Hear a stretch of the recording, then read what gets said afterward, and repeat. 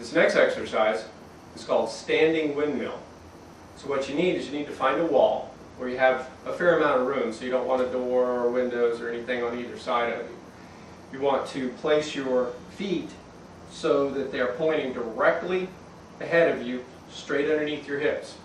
Make sure your heels then are touching the wall.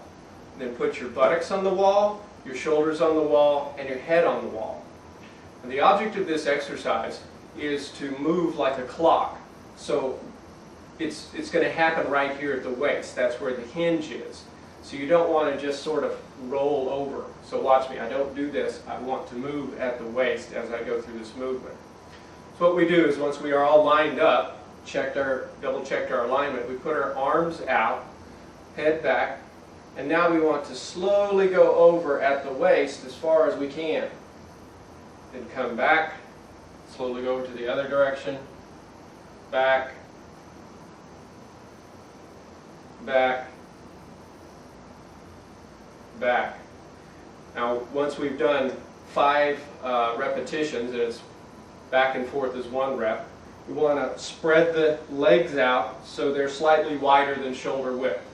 So at this point it's maybe about 2 feet in width. Then again, the hands out, everything touching the wall, and the same. You want to bend at the waist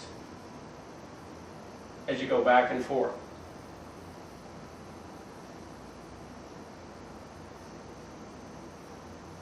And again, 5 repetitions here. Then we want to go just a little bit wider. So now we're maybe at about, depending on how tall you are, I'm at about 3 feet, but you want to feel a nice spread. Not as far as you could go, but you know, you got a pretty good spread on your feet. Hands out. And again, against the wall. Make sure you stay against the wall. Make sure the hinge is happening from the waist. 5 reps. Then we come back to the very first position we were in, with the feet directly underneath the hips, and we repeat 5 times.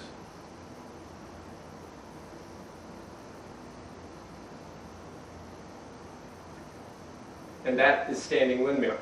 Now one thing about standing windmill is watch that your buttocks doesn't slide on the wall. It's almost as if your butt should be glued to the wall, so it can't move. So it's going to be right there throughout the entire exercise. If you find yourself swaying out, you're not doing this correctly. From the butt down, not much movement. All the movement happens from here, and it's like this. You've got to check this. This is very important on this exercise. If you don't do this, you get very little benefit.